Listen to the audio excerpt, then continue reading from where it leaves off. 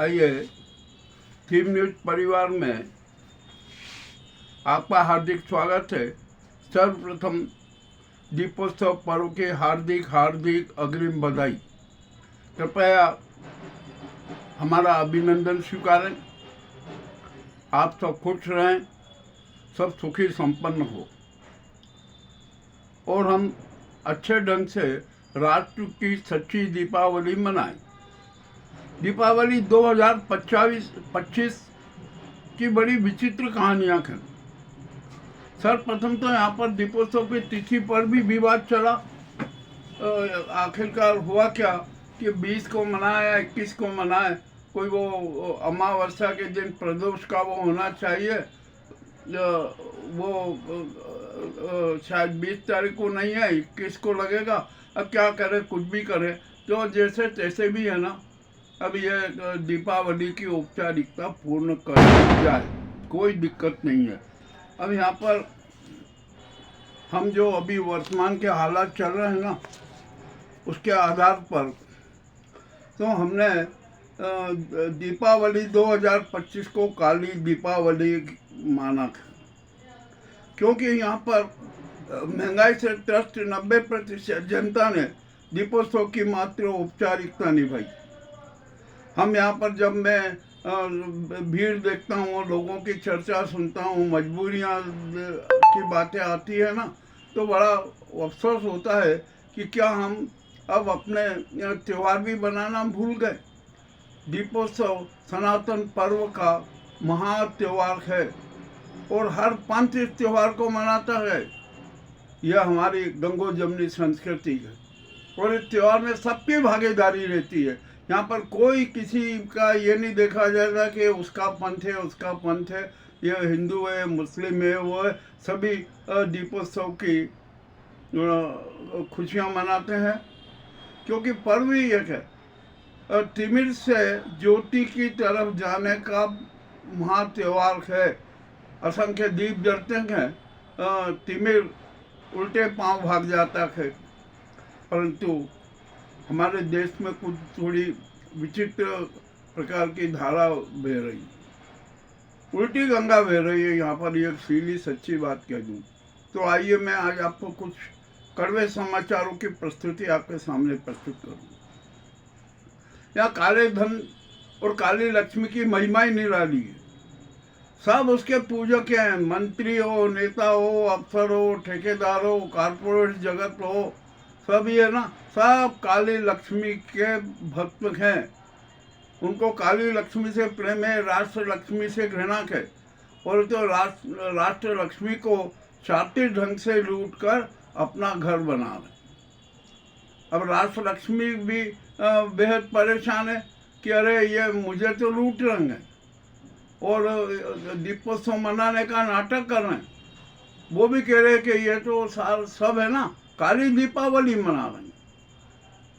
इनको सच्ची दीपावली मनाना याद ही नहीं है। ये तो बुझे हुए दीपों से दीपोत्सव मना रहे हैं। ठीक है, अब ये बात भी हमने कह दी। अब दीपोत्सव का पर्व है, 6 दिवसीय दीपोत्सव पर्व है। 23 को समापन होगा और उसके बाद में फिर एक नई प्रक्रिया शुरू हो जाएगी। ठीक है, चलिए आइए हम सब बात करते हैं कि जो हमने कहा ना कि दीपावली को हम काली दीपावली घोषित कर रहे हैं, उसके भी अनेक कारण हैं। आइए अब यहाँ पर हम आपको बहुत अच्छे अच्छे काले कारनामों और काले कांडों से अवगत कराते हैं। पंजाब में हरजीत सिंह भुल्लर DIG हैं, उनके यहाँ छापा लगा। छापा लगने पर बड़ा रोचक मामला सामने आया। 5 लाख की रिश्वत लेने के चक्कर में उनके यहाँ छापा लगा।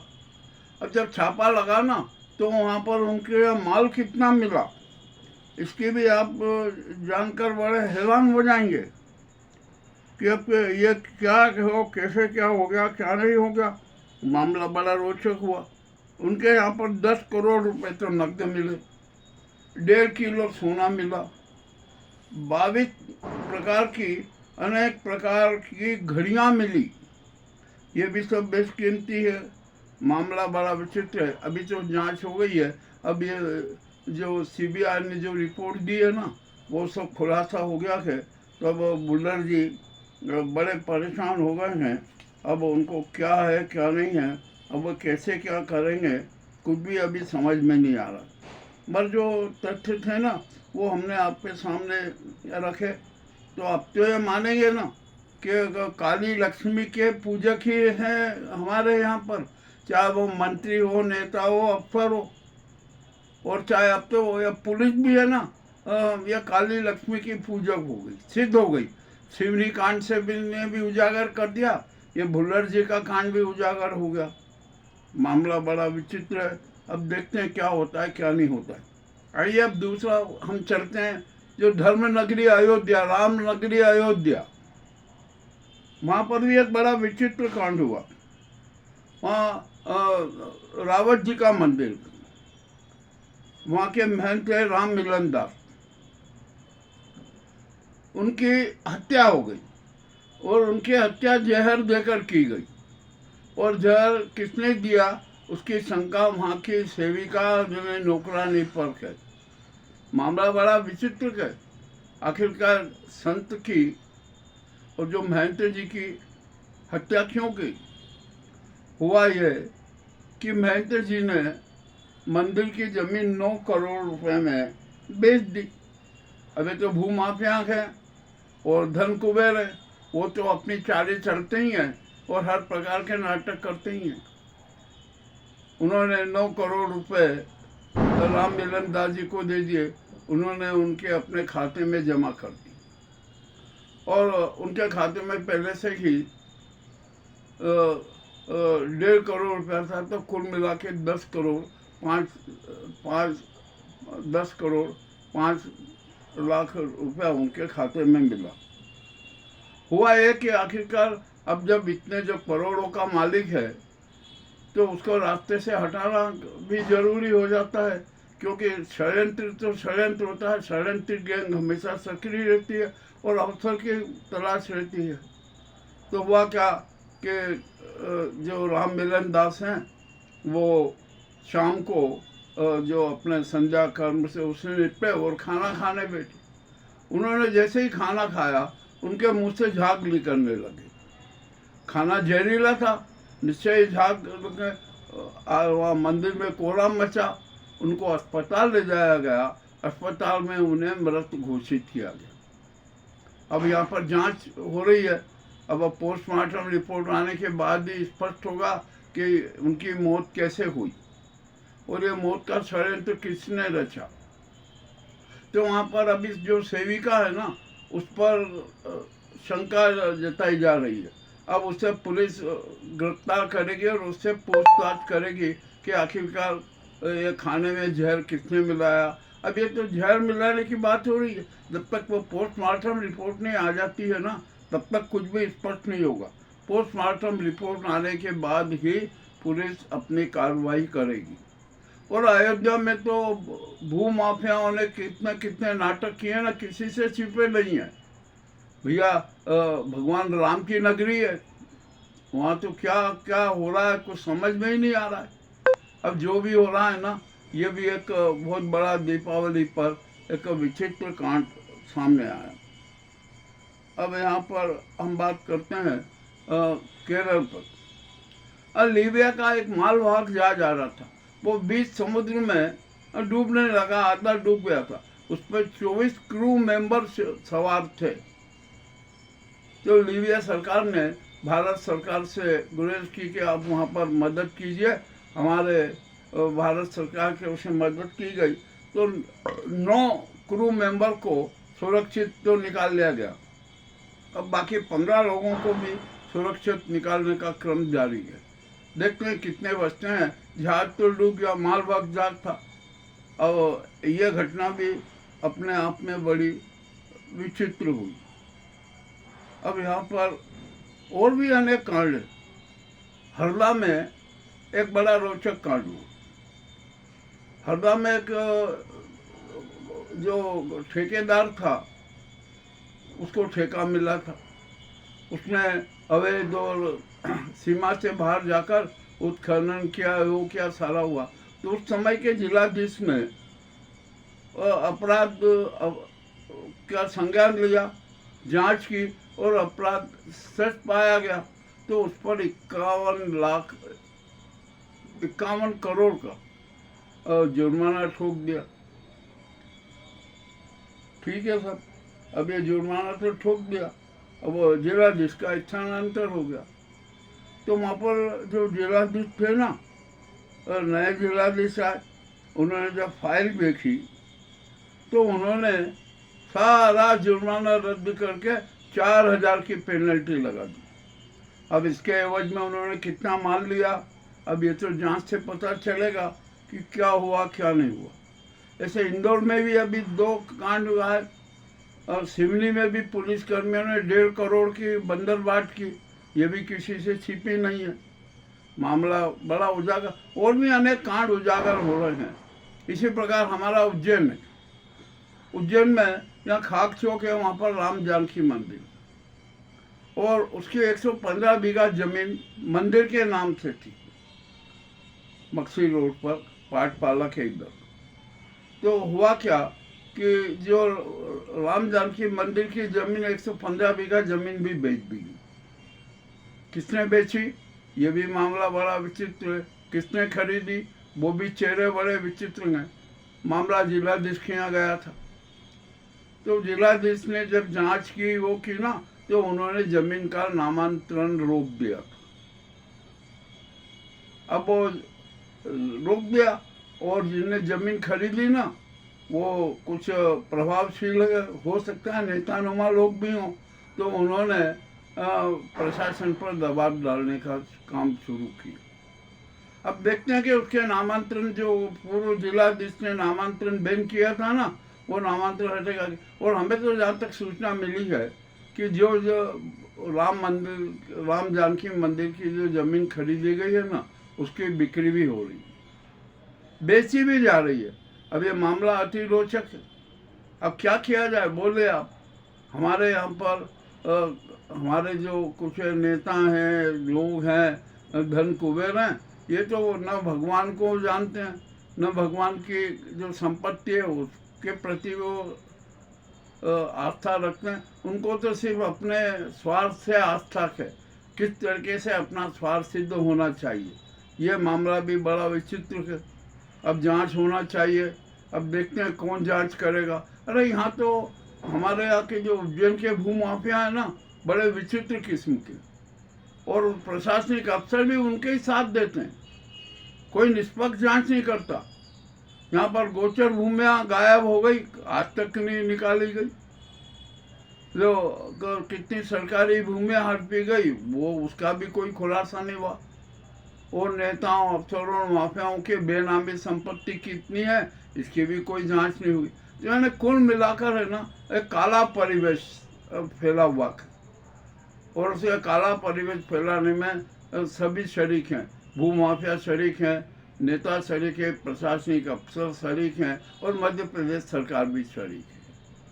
ये कड़वी बातें, और बहुत इतनी कड़वी बातें हैं कि जिसकी कोई हद नहीं, सीमा नहीं। आखिरकार क्या होगा, कैसे क्या चलेगा, अभी कुछ कह भी नहीं सकते।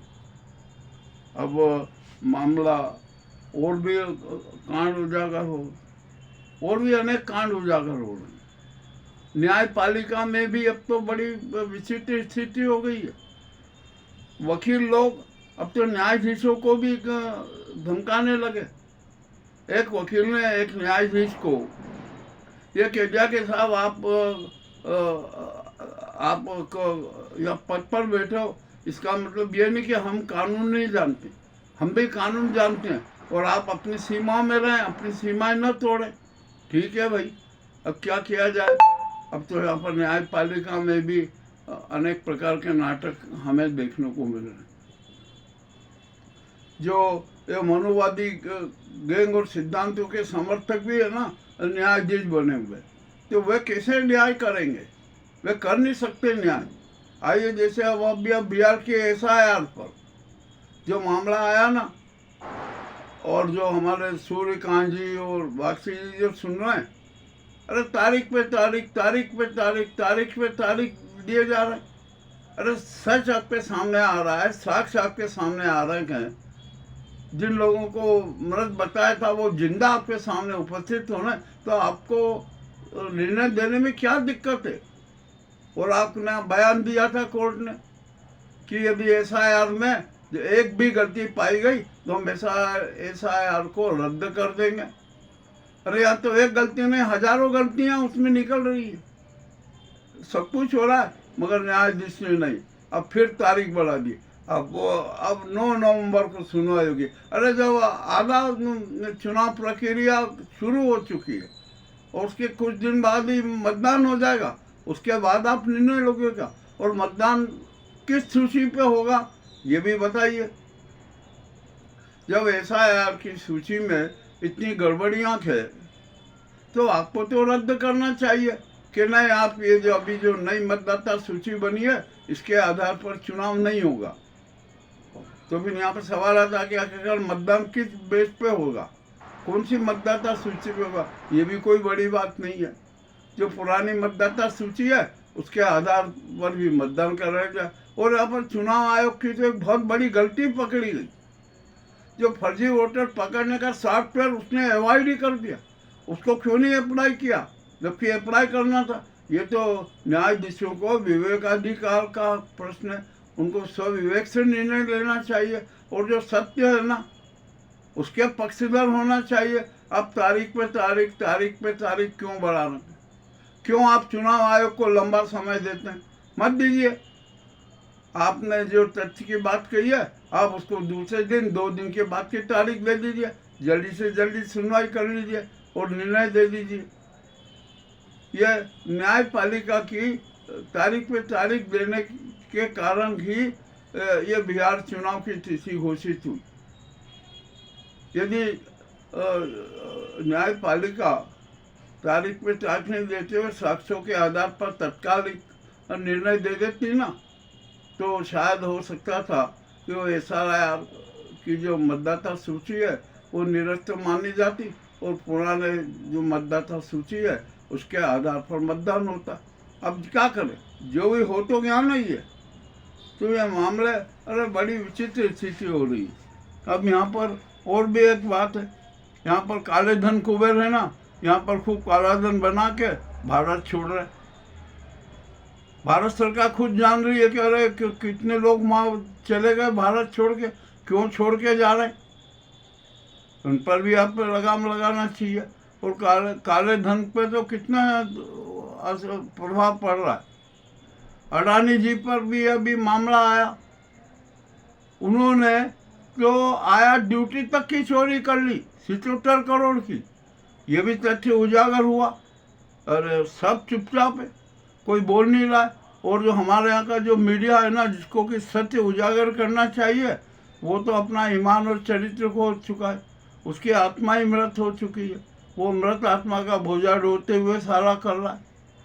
और मज़ेदारी की बात तो ये है कि जो मोदी गोदी मीडिया है ना, वो तो इस गुजराती सरकार की भूमाफियाओं की, काले धन कुबेरों के जूतों की पॉलिश अपने जुबान से कर रहा है। यह हमारे देश की स्थिति है। यानी हमारे देश में जो सत्य के दीप है ना बुझ चुके हैं, न्याय के दीप बुझ चुके हैं, मानवीय मूल्यों के दीप बुझ चुके हैं, संवैधानिक मूल्यों के दीप बुझ चुके हैं। और जो ये धर्म के जो चिंटू है ना, मनोवादी जो गैंग के, ये इनका ये जो नाटक हो रहा है वो भी किसी से छिपे नहीं है।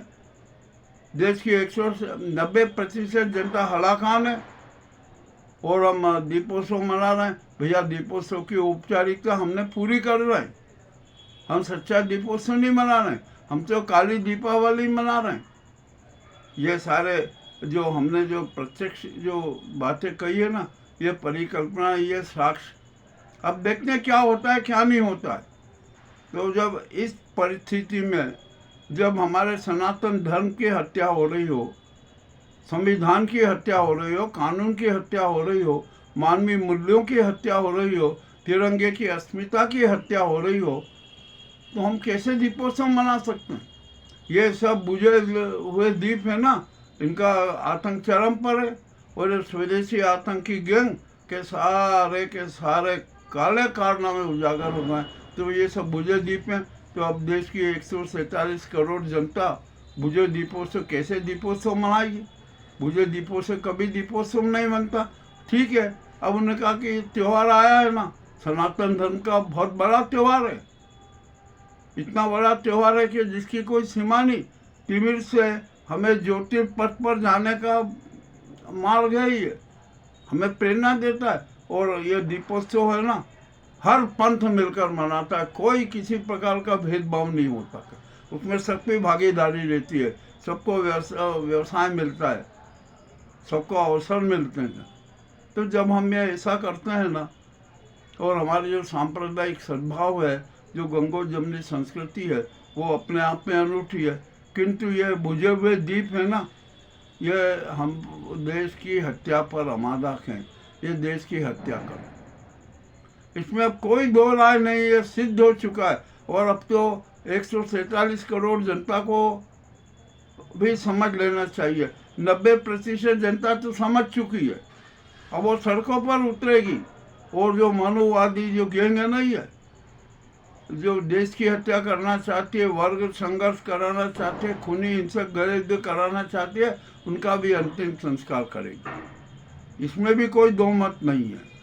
ये दीपावली के ऊपर जो कड़वी बात हम मजबूर हैं कि कड़वी बात कहना पड़ रही है, मगर हम तो जनता का अभिवादन करते हैं कि कम से कम जनता में अब आत्मदर्शन का योग तो आया, आत्मचिंतन का योग तो आया, अपना आत्मदीप विवेक दीप प्रज्वलित करने का ज्ञान तो हुआ, विवेक दीप प्रज्वलित करने का संज्ञान हुआ, वो विवेक दीप प्रज्वलित के। और सबसे बड़ी बात तो ये है कि हमारे जो 90% जनता है ना, अब उसका विवेक सकारात्मक रूप से कहाँ सामने आ रहा है, और ऐसा होना हमारे लिए शुभ संकेत है।